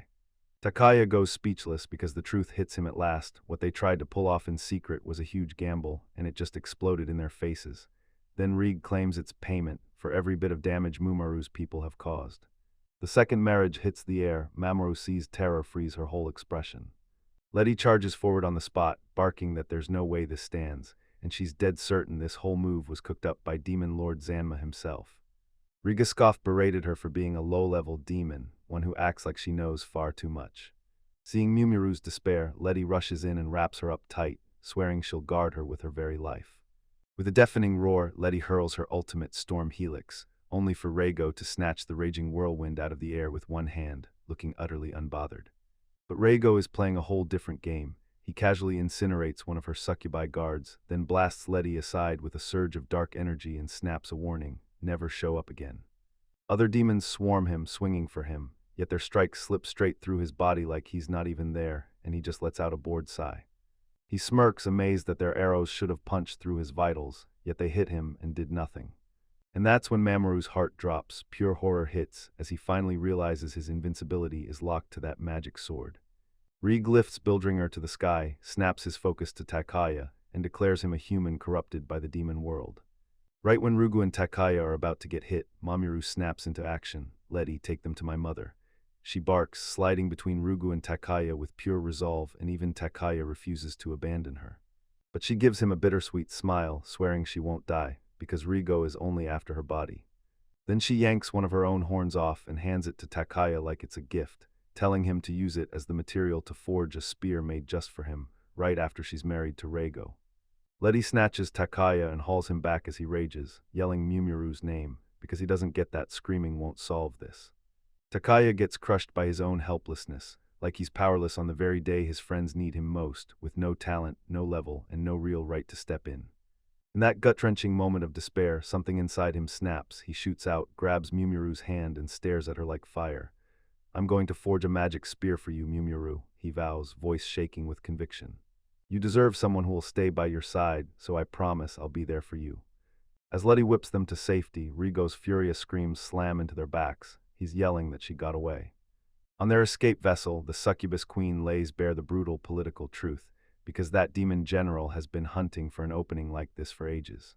She lays out the brutal, tear-stained history of the succubi, how other races have exploited their kind for centuries without mercy.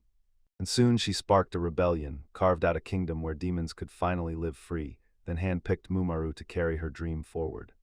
Akita Rigo's true power, his sword, and the demon world rules say Mumuru's marriage won't count until her official succession ceremony, so they've got a tiny window.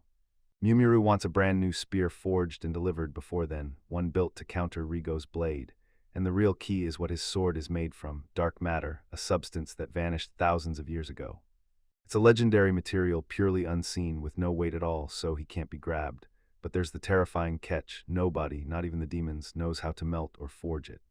Right as it looks like all hope is gone, a voice suddenly rattles from inside Michael's skull, held there by Takaya, and it claims it can help, saying its main body is actually part of the spell that shields Mumuru. Letty couldn't believe it. She kept staring at that skull like, how in the world is something this small supposed to help? With no other choice left, Takaya and the others bite the bullet and put their faith in him. The queen turns to Takaya and fires off one last chilling warning. Now the whole succubi tribe's fate rests on his shoulders. If Mumaru conceives Rigo's child, their people are done for. With the horn clenched in his hands, Bikea's resolve snapped into iron because he'd made a promise, and now he's ready to prove what he's truly made of. In the wreckage of the demon lord's castle, the team hits a wall. Then Letty whips around to Michael, the once formidable demon general of murder, now just a talking skeleton, and demands to know if he's got any leads. But Michael is just as lost as the rest. He knows the location, yet the destruction has blown the whole place apart and scrambled it beyond recognition. Everyone needs a person who can sense what's hiding in plain sight, and the second they realize it, all eyes snap to him, because if there's even a shred of something that draws spirits, he's the one who will feel it. And yeah, Werg is totally crawling inside this cute, fluffy bunny plushie right now, while Diana can't resist cracking a comment from the sidelines, calling his new look an adorable little hobby, and that sets Werg off something fierce. Right then, the plushie's faces twist into Werg's infamous sneer, and Diana jolts back in pure horror, because that sweet facade shatters, and she realizes her beloved Diana has been taken over by the spirit.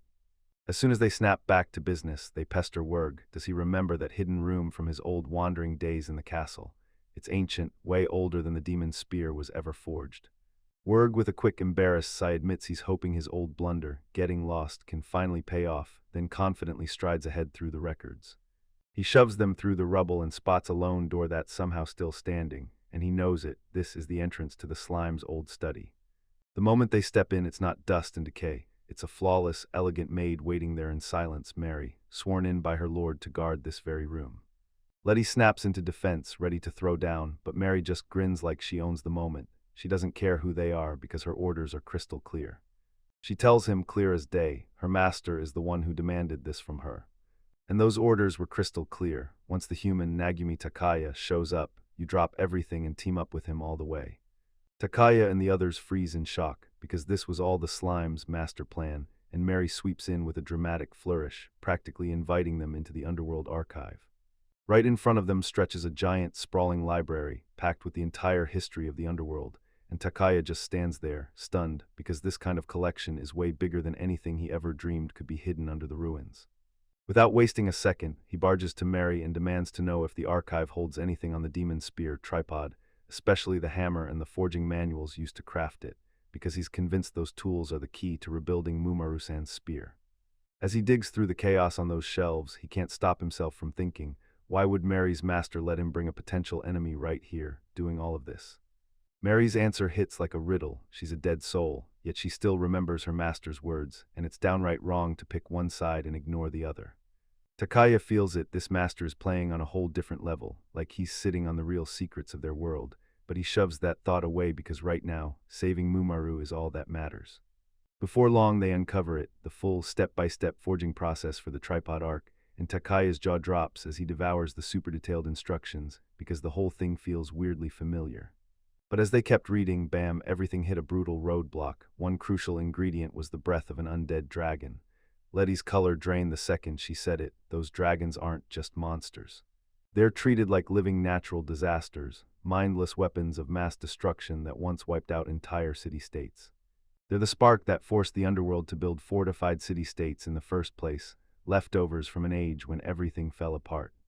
Right when the crushing weight of this impossible job sinks in, a thunderous roar rattles the whole archive.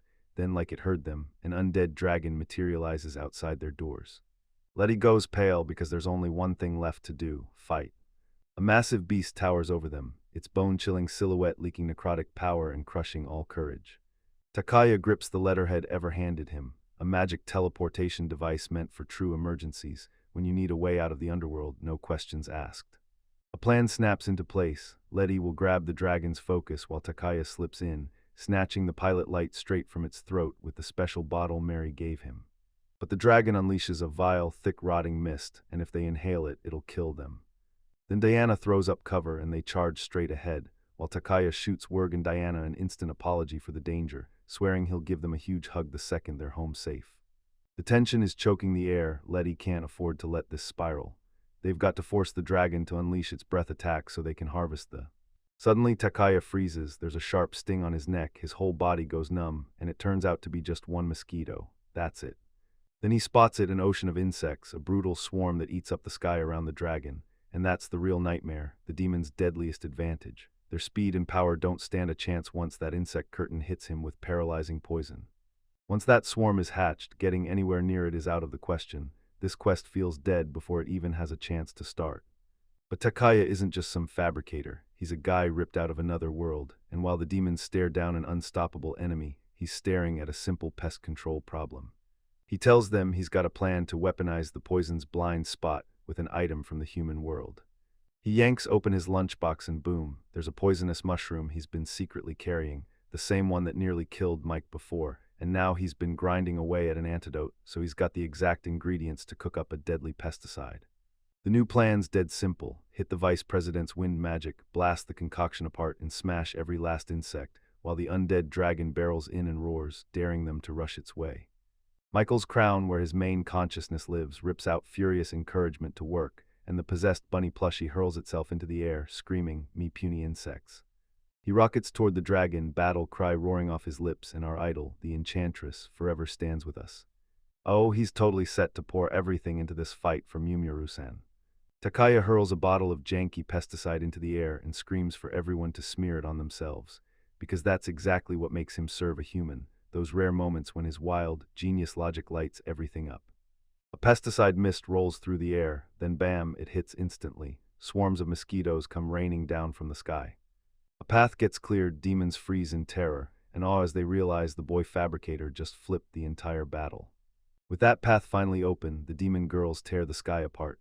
Ramai hurls a razor-sharp beam of dark energy straight into the chaos, while Yami unleashes a storm of enchanted arrows, each one twirling through the wind like it's alive. Ferris rips open the sky and summons the colossal ethereal Ferris Ballista, then fires a terrifying bolt of pure energy that tears through the air. Rage and Steel screamed as they pierced Klain through the dragon's bony, skeletal frame. Now it's their moment. Diana stands guard with her life on the line, vowing to protect Takaya, while Letty rockets in for the final strike. She rockets forward, shutting the gap with a ruthless countdown, 1-2, straight toward the beast's roaring mouth. On 3, she jabs the collection bottle straight into the dragon's throat, right as it spits out a roaring wave of necrotic fire. The heat hits like a wrecking ball, an earth-shaking blast that slams Takaya and Diana into panic mode as they throw up their shields. Takaya lets out a guttural grunt as the blast's raw power slams into him. Bloodied hands yank the glowing bottle back, gripped tight in her armored gauntlet. Deep inside the dragon's breath, the pilot light churns and spirals, feeding on the power it's trapped. They did it, boom, the undead dragon breath pilot light is finally in hand. Someone yells in pure relief. Letty swoops down and pats a drained Takaya on the head.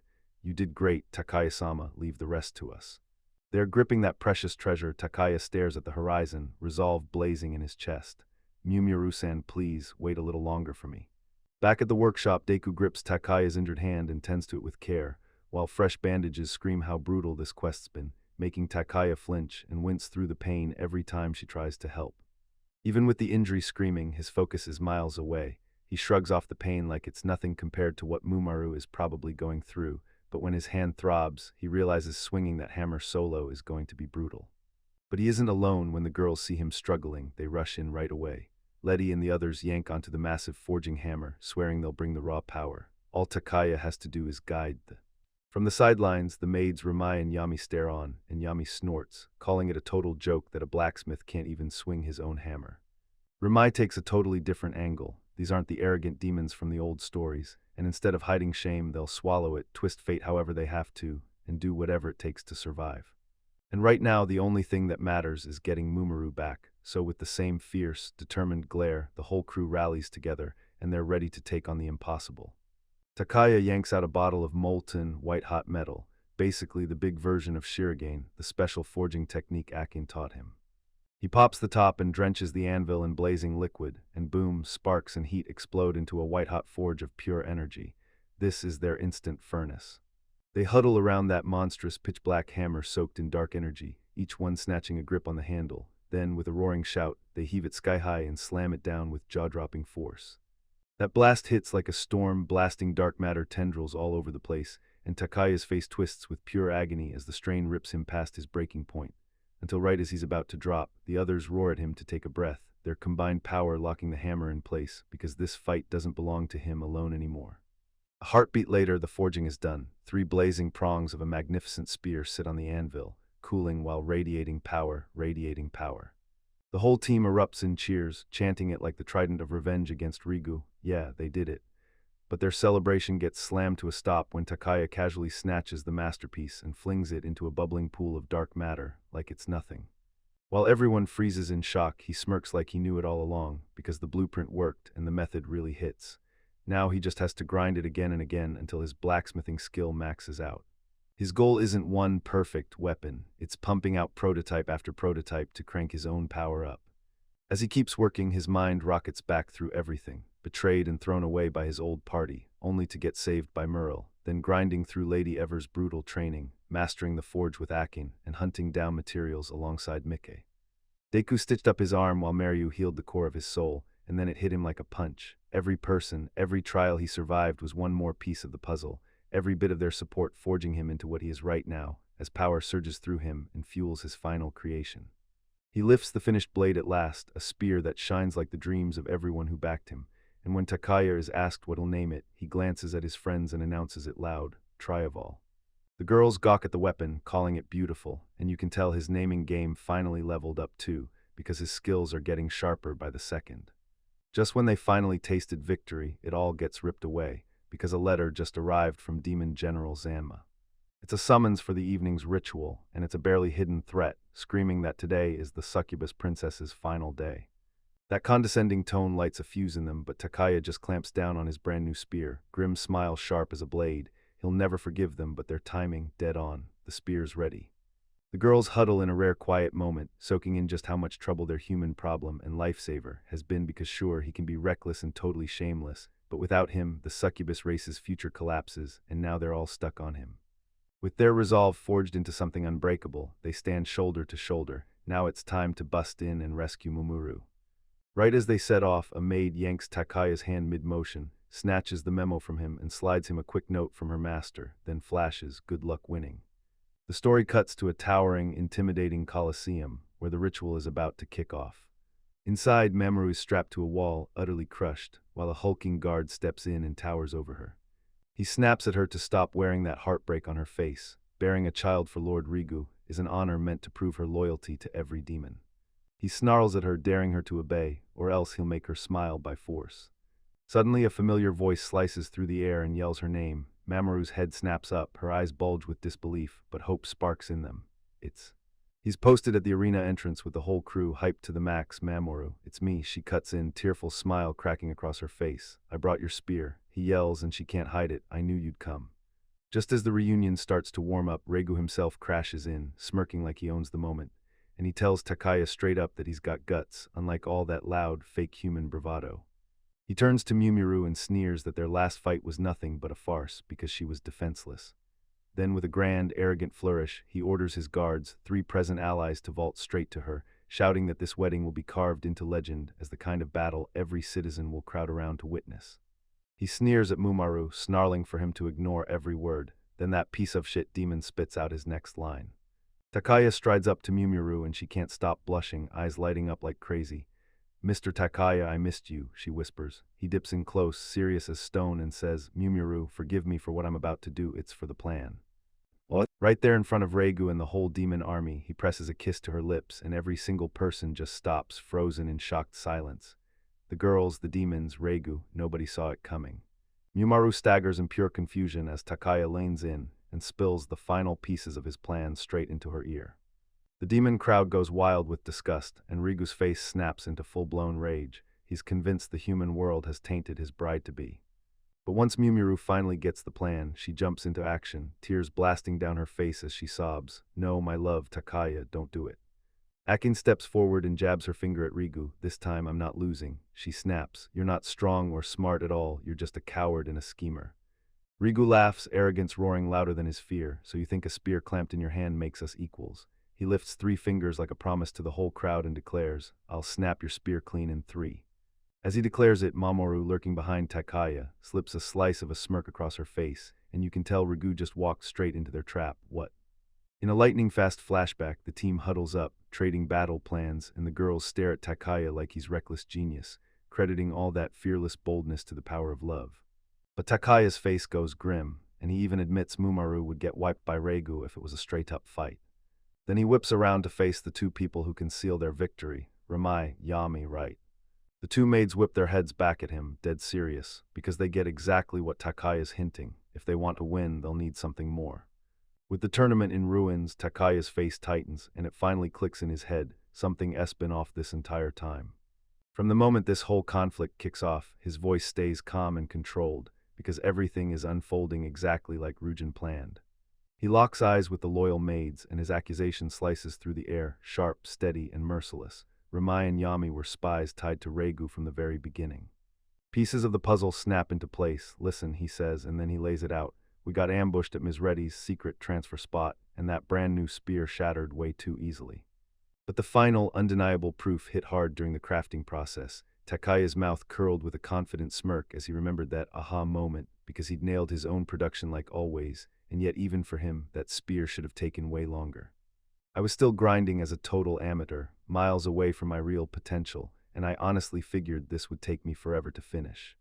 And somehow, he insists, the spear got finished in a flash, right as Reigu's wedding invitation landed in hand.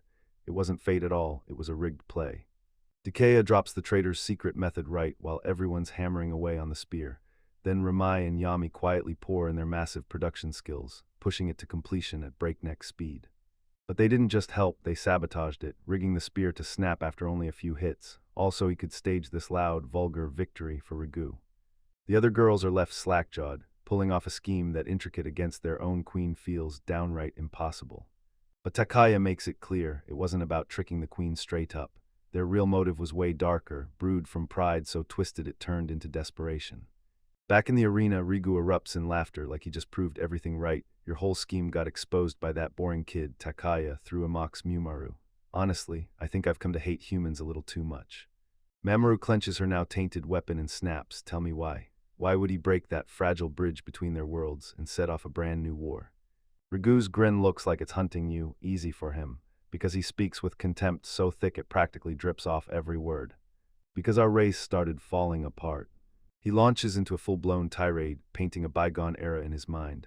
Then he demands we follow our ancestors' natural roles, roaring that we had the military and the technology. He lays it all out. Society runs on a brutal caste system. The sharp, fearless, smart demons climb to power, and the succubi get shoved into nothing but domestic roles. But you wiped out that whole system, and that snap decision was the mistake that doomed everything. With fanatics' fire blazing in his eyes, he vows to drag hell's glory back, snapping everyone into that suffocating old order again. Reddy can only stand on the sidelines or brace for a horror-filled mask as the truth hits.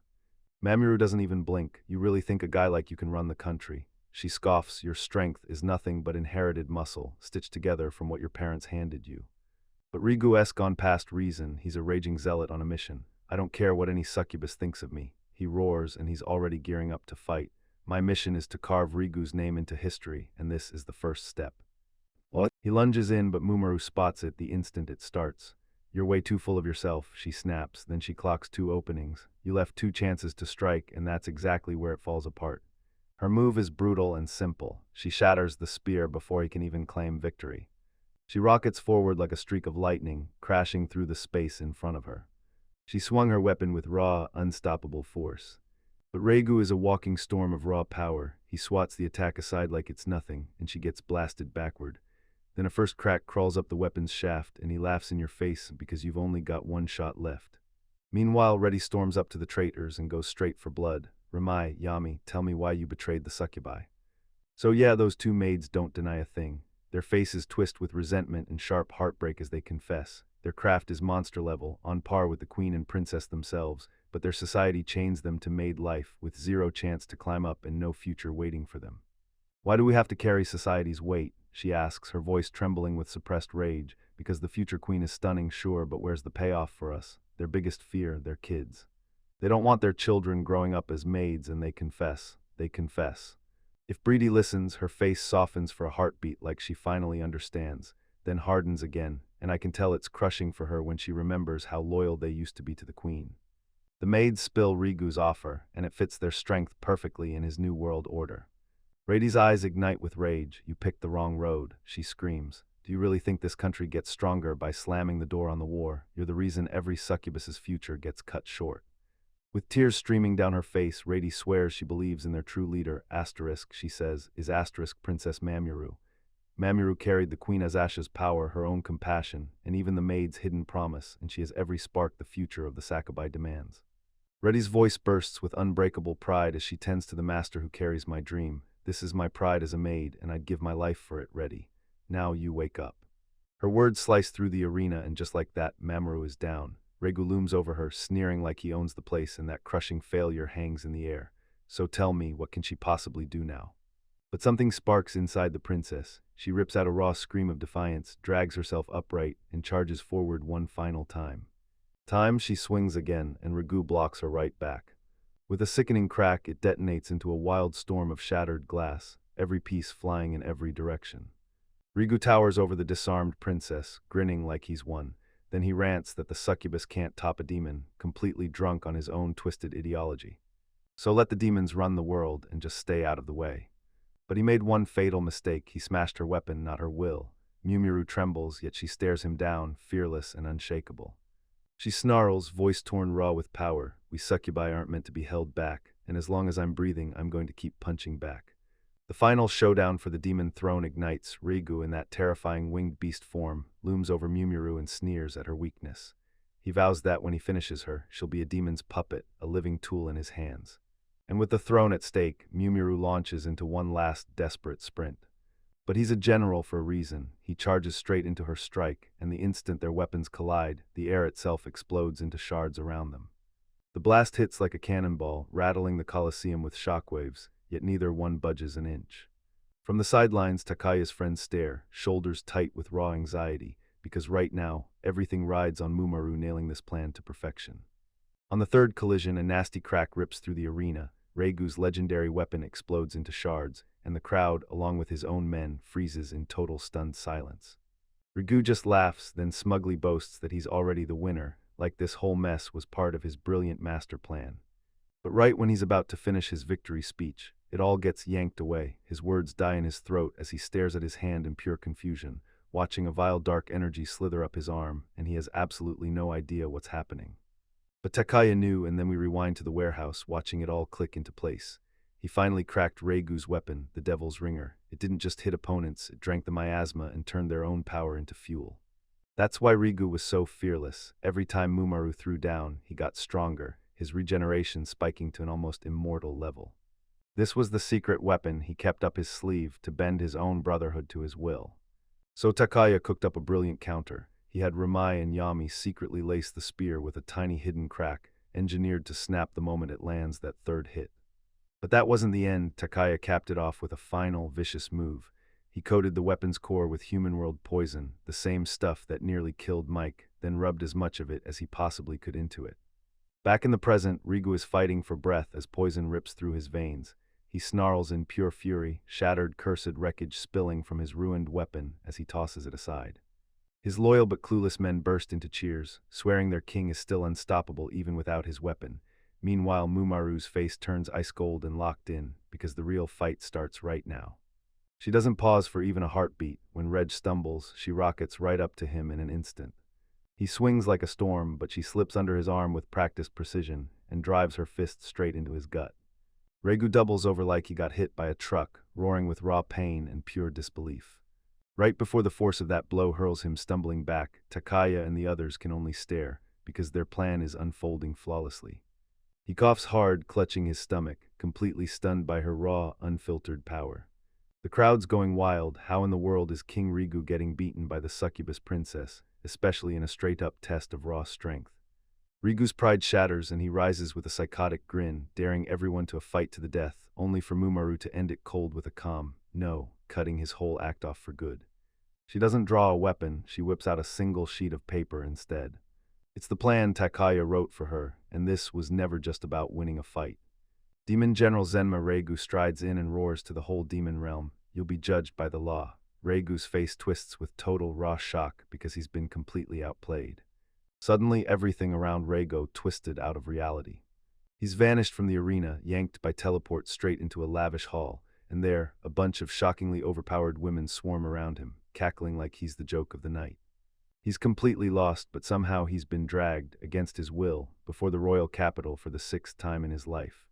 Thanks to Takaya's student who spilled his entire coup, they already know everything and they laugh in his face, calling his rebellion pathetic. One of those low-grade demons sneers, and that foul demon stench instantly crawls into the air between them. The Princess Knight, revealed to be a woman, steps up, poised to swing down on his sentence. Even now, with monsters far beyond anything he could ever understand closing in from every side, Rigu's arrogance refuses to die. He roars that he'll slaughter every last one of them. But his threats don't scare anyone. The sage stays stone calm, reads out his crimes against the ceasefire, and lays the final charge for sparking civil war. Then the ruling hits, death. Death has Rigu completely snap. He erupts into this pathetic screaming rant, yelling that they should be cleaning dishes and raising kids, not sitting there with power over him. He just can't wrap his head around it, why nobody's listening, and why they refuse to let him go. The sage he's screaming at just takes a calm sip of her tea like it's nothing, dead bored, then she goes, "Ah, sorry, I wasn't listening."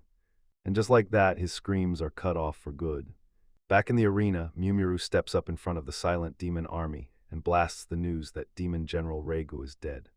Takaya watches with bated breath, because right now is the most dangerous second of all. If the crowd erupts and turns into a riot, they're all done for.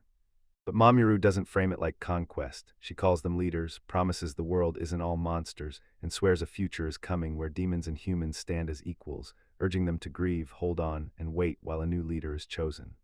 As the crowd scatters, a whole fleet of ships rockets out of port, proof that the fight is finally, truly over. At the top of the stairs, Mumaru is greeted by her mom, the former succubus princess, who praises her for proving she's worthy of the 4 heavenly kings by shutting down Regu's scheme. She seals her daughter's new position with a proud, knowing look that says, "I've got this, watch." Yet her friends waste no time snapping her back to earth, quarreling over who did what, and reminding her that human help was the only thing that truly mattered. In a rare quiet moment with her mom, Mamoru finally blurts out the truth. She used to hate the whole princess idea, and it just felt annoying and downright painful. But once she stepped into the human world, the people she met flipped her whole destiny. Now she understands the weight of the throne, and she declares she'll take it, because she refuses to let those ancient laws get in the way of marrying the one she loves. With her resolve sharpened to a blade, she faces Ramai and Yami and declares their punishment for betrayal, execution. Her mother watches in silence, swallowing the harsh truth and accepting the chilling necessity of what's been done. Two maids stand frozen in silence, waiting for fate to strike. Takaya strides in, locks eyes with Yami, and drops one clear question. So we're really promising to help me make the mask for the kids, right? So was that a lie too? Did they think the children meant nothing? Yami shuts that down with a straight-up, absolute no. She leans into a sad little smile and admits that the urge to build things that could save lives was pure from the heart. If only they'd crossed paths with him sooner, she thinks, maybe everything would have turned out different. Her sister cuts in fast, tells their mom not to worry. Yami's just talking, but it's obvious her words hit hard. Later, they blow the roof off with a massive party to celebrate their victory. The vibe is carefree, Baria's grinning ear to ear as she proudly parades her brand new stuffed animals, a potato and a bunny. Meanwhile, the maids won't let up, yanking Takaya's dignity around as they tease him nonstop about that kiss he shared with the princess. He challenged him to pick who was better and demanded if he'd be up for round two. Overwhelmed to the core, he bolts out in a panic, swearing he has to hit the restroom, like he can't breathe another second. He steps out into the room, and as he strides down the hall, a lone figure in the distance grabs his attention. It's Mumaru's mother. Her hands are slick with fresh blood, and she coldly tells you she just murdered the two maids herself, raising them from when they were kids, like it was her sacred duty. She stares at Takaya, her gaze hollow enough to chill the bones. Then she whispers that Mamoru's spotless hands will one day be stained with blood, and demands, "Now teach me, human." She fires back, asking what point there is in chasing an ideal, when all it leaves behind is grim wreckage. Takaya just shrugs it off, but it hits hard. "I'm a processor," he says. "I picture exactly what I want, and then I make it real." If he can picture it in his mind, then nothing stands in the way. He can build it. He whips around to her and declares, rock solid and fearless, that Mumaru is doing exactly what she needs, building the future she's been dreaming of. Right on cue, Mamoru blares his name, and he can't help himself. He's dying to hear more, and it's like the world is suddenly all set for him to learn everything. Orakaya just grins, faith in their shared future burning so bright, it cuts off his words. No one noticed at first, but a slime suddenly reveals itself, hiding in the shadows and quietly pulling the strings behind the biggest moments. It handed Takaya the Hell Warehouse on a silver platter, tossed him the coordinates for the 6 Ages meeting, and even steered a dragon zombie to spark a full-on diversion. Even with every bit of support, Takaya's plan still only had a 10% shot at working, and somehow, he beat the odds and won. The slime morphs into Chicha-chan, the elf girl, so what's it really asking? Think we can trust *him with this world?